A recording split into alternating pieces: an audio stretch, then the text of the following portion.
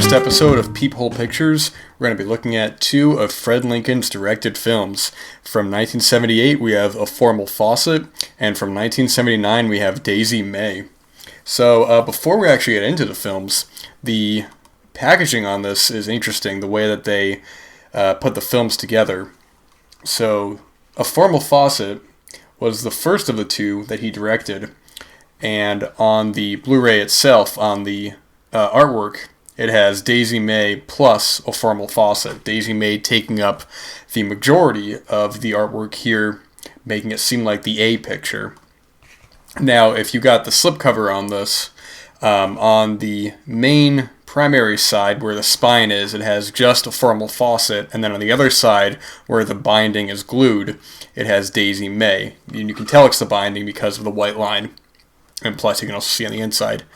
However, when you look at the actual case itself, or the artwork on the case, it has both Daisy May listed first and A Formal Faucet. They have done this a handful of times with their double features, not just with their adult titles, but with X-Ray and Schizoid and Hard Rock Zombies and was it Slaughterhouse Rock? I think it was. I do wish they would put both the titles on the spine. Ultimately, it doesn't really matter, but if I'm looking for Daisy May and I have it listed under A Formal Faucet, it can take me a moment or so to realize. And actually, on the menu itself, it has A Formal Faucet listed first, and then Daisy May. And actually, let me look at the art on the inside, make sure because the art on the inside is the traditional Peekarama. It's Daisy May, and then A Formal Faucet. So it kind of is going back and forth on there. Ultimately, it's not really a big deal, but I just wanted to, I thought that was a bit interesting. But yes, we have two films directed by Fred Lincoln, who is known for directing many films. He's been in a lot of adult films, most famously being in Wes Craven's Last House on the Left. He's a very big cult name, but the description of both these films from the top is that after making the mid-70s leap from actor to director, Fred Lincoln began shooting films in San Francisco, a far cry from the grim and gritty streets of New York. This initial duo of West Coast comedies have been newly restored from their 35mm original camera negatives by Peekarama.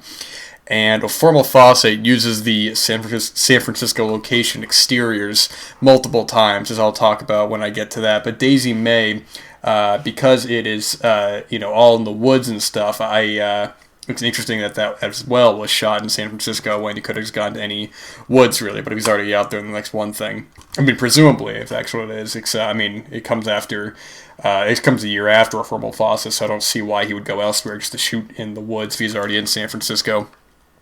But for the sake of this, I'll talk about A Formal Faucet first, because I have more to say about that one than I do Daisy May. These are two different kinds of films, and I have a bit to say about A Formal Faucet and probably not as much to say on Daisy May. So let's get right into it with the first review of A Formal Faucet. Coming to this theater soon, A Formal Faucet. No motion picture has ever excited audiences throughout the world as A Formal Faucet. A small-town girl comes home to find her lover in a very compromising situation. She heads for the big city, and what follows will blow your mind. Alright, so starting off, 1978's A Formal Faucet. This film stars Dorothy LeMay as the title character, Formal Faucet. The film opens up with her coming home and finding her boyfriend in bed with another woman. And this, I guess, sets her off over the edge, and she's like, you know what, I'm going out, I'm going to become a model and an actress, and I'm going to go take on the world. And then from there, the plot, how thin it is, it kind of doesn't really evolve from there. It took me a bit to realize exactly after looking up some of the information with this film that this film is meant to be a Charlie's Angels. I can't even really say parody. It more so has elements from Charlie's Angels. I've not seen the show. I'm not very familiar with, but to my knowledge, they were like secret agents, and it's this film. You have Paul Thomas, who basically plays, his character's name is Charlie Andrews, and if you caught on, which I didn't at first, that even the title, Formal Faucet, is supposed to sound like Farrah Fawcett from, the show. But anyways, Paul Thomas plays that kind of character.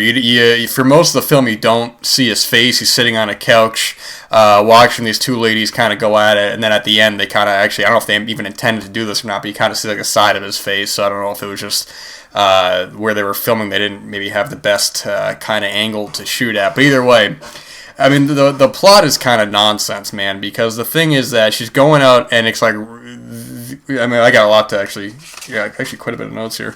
She's going out there, man, and it just jumps into it. You know, she's at this guy Charlie's house, and he's like, I'm going to say, yeah, you're going to do these commercials, you're going to be a big star and everything like that.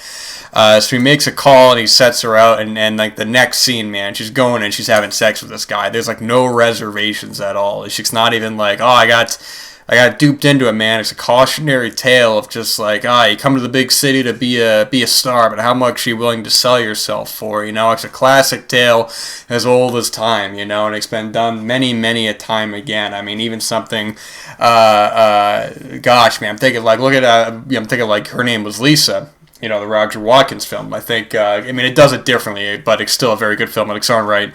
Or you can have a film like Candy Goes to Hollywood, which is a much lighter film. It's not ground, but I'm saying that idea. If you're coming to Hollywood and it's like, oh man, you know, what are you gonna do to become the biggest star possible? And it's gone in many different directions, for like, you know, horror films and all that. But here, I mean, it's sort of like you think that at first when she catches her boyfriend, you know, in bed, her boyfriend Jimmy, played by Rocky Rhodes, who this is his only film credit. He was a producer, I think, on something else, but this was his only thing that I had seen him in. I looked, and I mean, if he's in something else, I don't know about it. This is just on IMDb.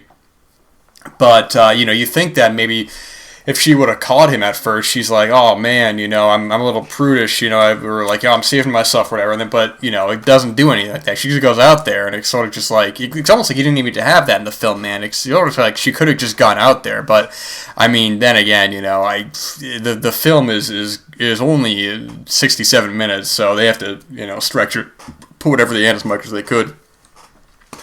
But so she goes out there and she's having sex with these guys, man, and they're just like, okay, now we're gonna put you in commercials and stuff, and it's that part is almost kind of like an afterthought, really, because you know she's on a bench, she's talking about like this commercial, which by the way, I mean this and Daisy May are both comedies, but Daisy May is far, which I'll talk about in a bit, is far more overt with a comedy. It's bizarre because it's not even that it's not funny. It's just there's not a lot of jokes in it. I mean, there's like a couple like moments here and there of just like really kind of dialogue said that's dry. Like she's like doing a commercial for this thing for this like shampoo. It's called like Balzac Beauty, and then there was another one which I didn't write down, which I probably should have. It's like Strawberry Douche or something like that. It's like, I mean, that's really about all the comedy you're getting, because a lot of the film is playing it not necessarily straight, but there's not a lot of jokes in it, so it's not even like you can really hinder it on, oh well, I thought it was funny, I didn't think it was funny. It's more just kind of like, well, there ain't no jokes, man.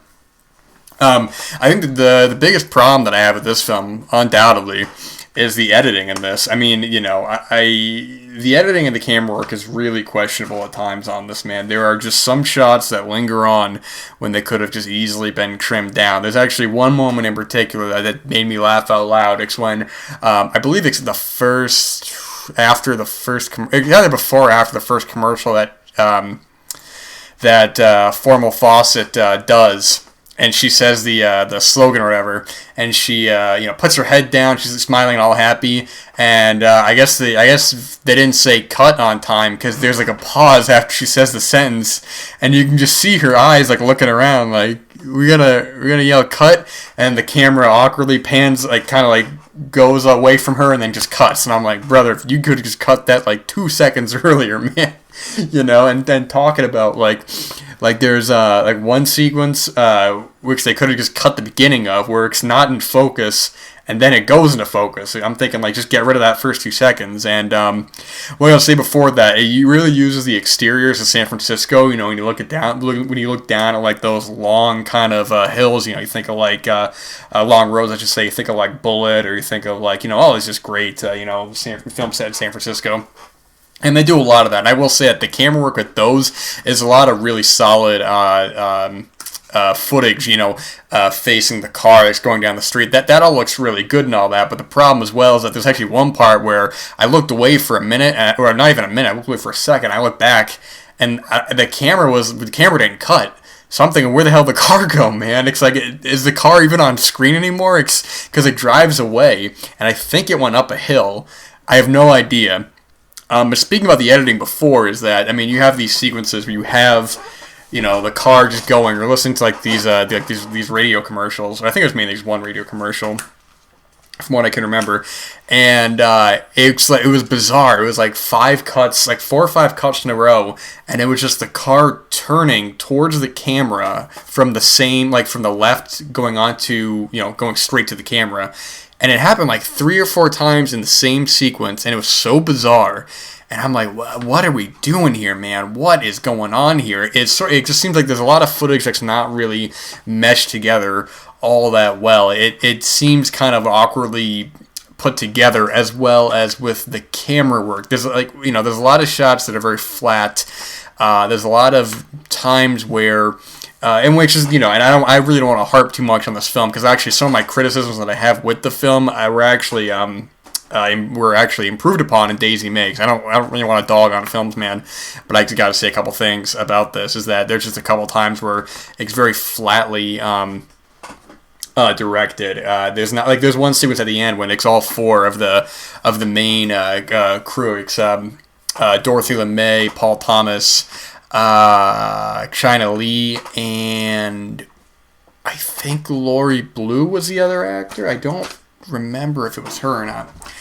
But it's like, it seemed like there wasn't enough space to film this in, man, because the camera's at such an awkward angle, and it's just and it's like there's no cuts. It's like it's just going on, and it's just the way that it's staged. Not that I imagine that it probably was staged, but I'm saying is that the way that it's put together, it does feel a little like tight in, like get everybody in frame. It's strange in that way. And let me see. And one of the characters in this film was just nonsense, man. They have this director of this commercial played by John Seaman, and he's directing them this commercial. And he's like, "Oh, all right, that was great. We finished early. I got to go get my haircut appointment." And they're like, "Okay, let's go have sex with him. I don't think he likes girls. Well, we're gonna change that." And then the next shot, they're in the previous shot they're in the park. The next shot they're in a house. I mean, they just walk off camera, like they follow this dude there, and also they're in the house, man. And the dude's reading the magazine. I'm like, brother, what happened to the hair appointment? I guess it wasn't that important, or maybe he had some extra time, and you're like, I gotta read this magazine. But I guess he had all the time in the world, man, because they have their time. This is an early film directed by Fred Lincoln. This is only his sophomore film, his directorial debut in '76, Superman, that's spelled Souperman. I have not seen it. This was also an earlier film from Dorothy LeMay, who would end up becoming an important actress from this era in her own right. I mean, working with like Alex Terenzi a lot and stuff. And I was reading a review of this online, and I can't verify any of this. This is also one of my favorite adult films, Night Dreams. That's just one of my just a great film. Now I didn't realize that she was dubbed in this, and apparently, from this review that I read online, like, it's unsubstantiated, so take it with a grain of salt, that apparently she was very emotional when the film came out, because she was upset that got dubbed, that she didn't want to do these kinds of films anymore. This was like one of the first films that she did. The same year she actually also did Sensual Encounters of Every Kind, which I have seen, which actually I think is a good film as well, but and she's like Tropic of Desire, Blue Heat, Taboo. She did a bunch of stuff after this. Champagne for Breakfast. I mean, she's solid. She is a solid actress in her own right. And also, I want to mention Ken Scudder, who's in the film, who has a scene with China Lee, and you might remember him from Thundercrack, which is a film that it's a really just a wild film, but I think that's kind of what he's known for more. So even that whole sequence, it's not really. It feels like there's a lot of sequences in the film that are stretched out to even make the run time on this, because even a little over an hour, this does feel like it is taking its time and also rushing through a lot of things. I think if maybe some of the plottier elements had been stretched out a bit from her, like, discovering, Paul Thomas's character, or if they wanted to do a full-on Charlie's Angels kind of a parody, that would have been fine too. Because I'm not familiar really with the show, so if to my knowledge from what I read, it's not really like a parody of the show. It's really just elements of that. But I think they probably could have done something with that. Of maybe she has to like seduce these guys into getting, acting gigs or something like that, and maybe she discovered. I don't know, man. There's something more you could do with it. But I also, I can't judge his first film, but with this being a second film, it does, you got to kind of make some mistakes to really kind of push through and improve upon it. And I don't think this is like a terrible film or anything like that. This is definitely the second feature on a situation like this. I think that if you were to watch both these films, and you were interested in watching both these films, that is, I would probably say to watch this one first. Because with Daisy May, it's an improved film. I'll talk about that. But I think if you watch that and you enjoy it, and then you get to this, I think you might be a little disappointed. Also, there's one part that somebody else pointed online, so it wasn't just me. So there's one line towards the end of the film where she accidentally says. She calls herself Farrah Fawcett and not Formal Faucett. And the same review I read said they probably, and this is all speculation, they probably didn't use the name Farrah Fawcett for obvious reasons. That's the same name, you're doing a Charlie's Angels thing. I get that, but it is funny how they didn't, I don't know if that was intentional or not, or they didn't just dub it. I mean, if it is true that she got dubbed, then you think they probably could have just redubbed that. I have no idea. I can only speculate because there's no features on this or anything like that. So there's no there's all I can do is speculate and read other people's kind of opinions on this, as well as there's a couple times of just technical things of just Dorothy LeMay just looking right into the camera a couple times when I don't think she was supposed to. It's just it's an interesting stepping stone. I wasn't particularly crazy about the film, but I mean, I wasn't really bored by it or anything like that. It's a little over an hour. It goes by at a pretty brisk pace. I mean, it's just more generic than anything. It doesn't really do a whole lot. It's nothing really too exceptional. It's not terrible, but it's also not very good. Mostly just not great. It's what it is. It's a second film. It kind of even though I'll talk about Daisy May in a minute. Even though I'm not crazy about that film either. It is nice to see some of the mistakes or some of the issues that I had with this are improved in that. So take it for what it's worth. I think if you plan on watching that film, watching this film as a companion piece would help, I think, improve that film. Because if you watch this on its own without any kind of context or anything like that, you'd go, okay, whatever, it's just a whatever film. But seeing this, then seeing that, and going, okay, so clearly they're learning something, along the way here. It makes it kind of puts a more of an appreciation on this film, even if the quality isn't totally improved a whole lot. So that's a Formal Faucet, and that was from, 1978. So yes, Formal Faucet from 1978. Daisy May is always ready, and she's coming to this theater soon. And for the second feature on this Blu Ray, or maybe the main feature, depending on how you want to look at it, is not his follow-up film, because he directed another film in between, and actually in between recording this I closed out of the page, so I probably shouldn't have done that. He directed another film in between. Let me scroll down here and get the name of that up. Not that it's important for the conversation because I haven't seen it, but directed Serena, an adult fairy tale, the same year as this. So Daisy May, 1979, presumably also directed in San Francisco. I mean, it does say West Coast Comedies, but I guess the location here is less important than Formal Faucet. So it's interesting how with the Formal Faucet I had issues with the narrative in that film, and I guess with Daisy May there could be a lack thereof narrative. I think what I was saying before, the Formal Faucet, the directing in this is a lot stronger, I feel. Now, that doesn't say I'm totally crazy about the film, but it's noticeable, the improvements, because I watched A Formal Faucet first, and then I watched Daisy May. I can't remember if I said that in my review. And you can see the evolution there, because okay, the editing in this is a lot tighter. The love sequences in this, they're all much better put together. One thing I actually didn't talk about, I forgot to with the Formal Faucet, is the sound in that film as well. Like, there's one sequence in particular where the music clearly ends, and they are reusing these sound effects, and it's ridiculous, man. Here, there's not that problem. The soundtrack in this is actually pretty good. They have a couple original songs they play throughout. Although there's one at the end that is real peculiar. It's during the final sequence, they're playing a song about stepping in shit. And I'm like, what the hell, man? Who's choosing this song, man?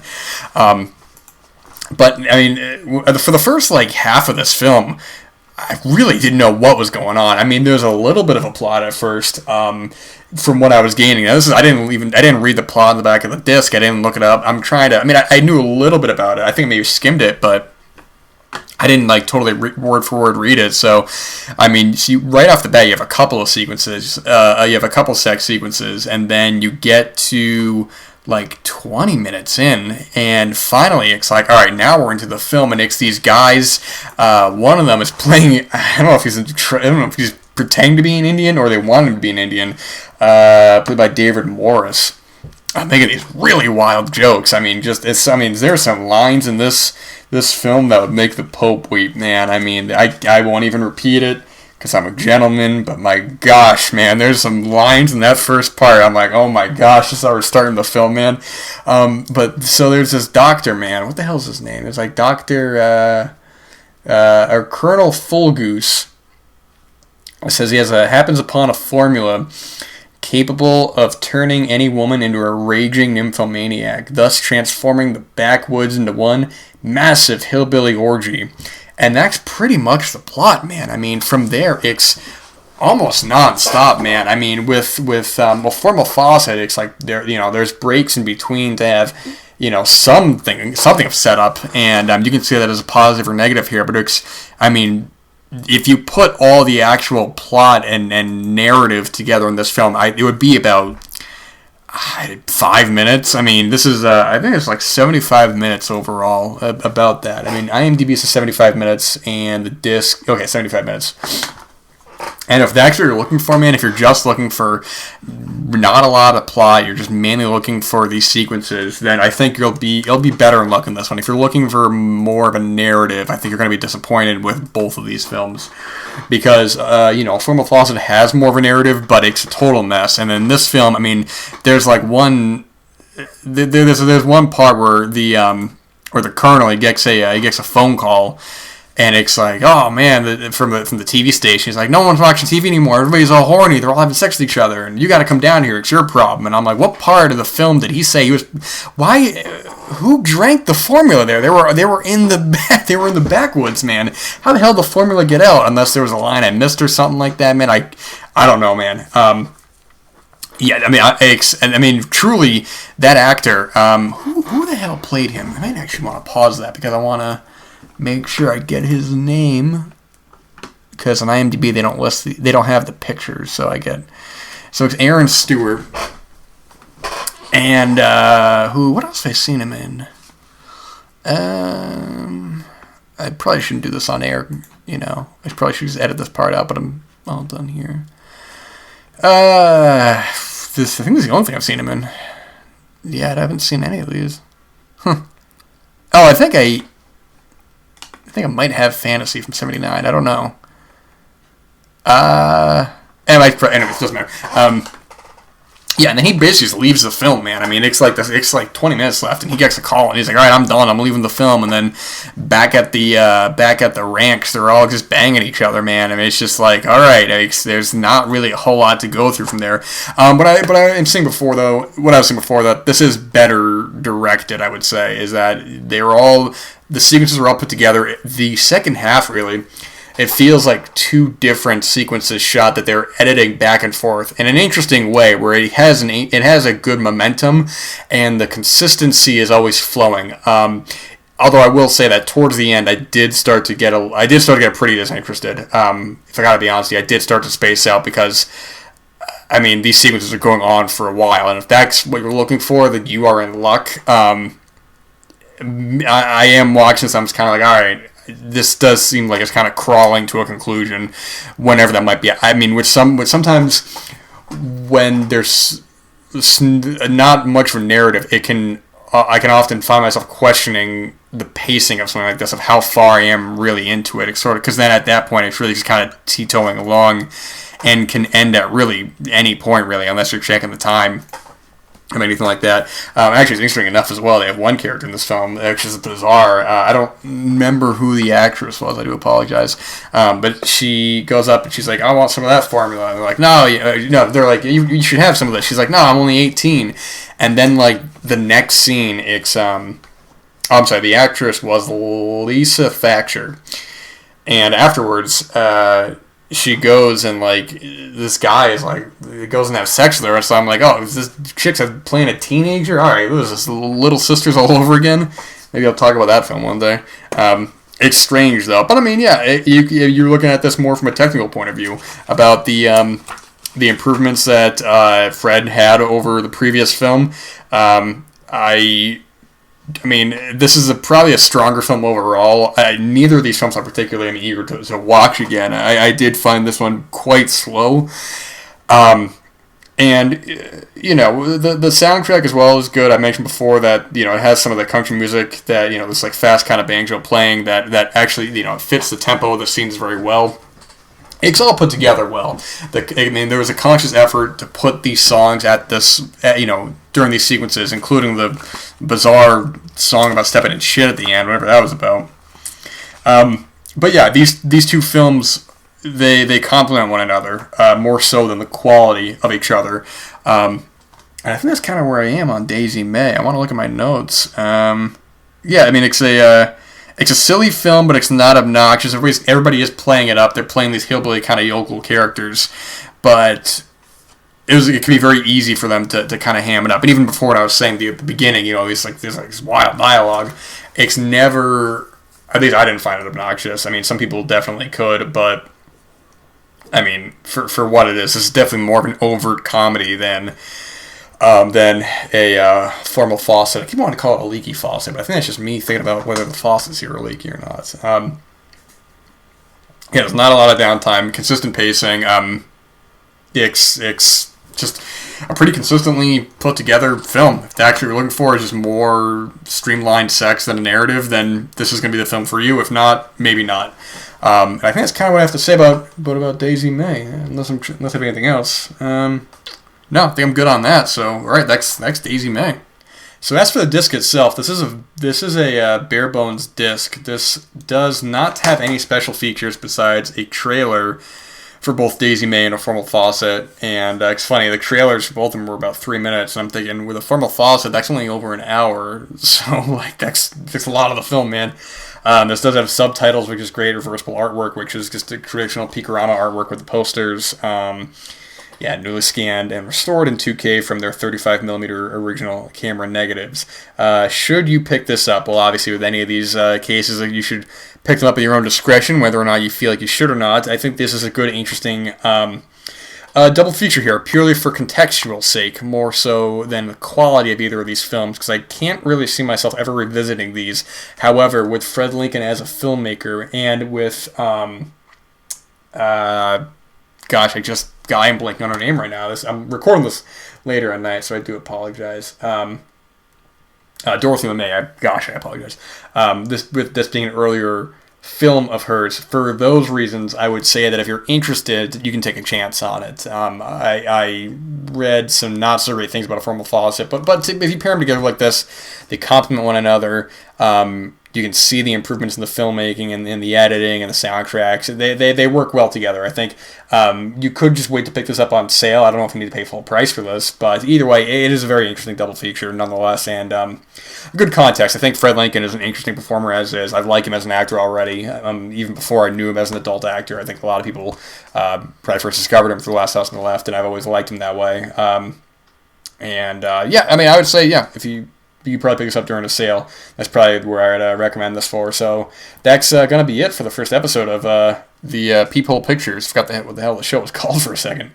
Yeah, so if you listen to this, great. I'll try to have this on a somewhat consistent pace in terms of episodes releasing. I don't know. I don't really have to schedule anything like that. It's more so kind of whenever I can get these out and have the time to properly sit down. And I was fortunate with this one because there are no features. I didn't have to really do too much of a deep dive into it, and there's no book or anything like that. So that's all I got for the first episode. So I appreciate if you guys listen to this. That's all I got.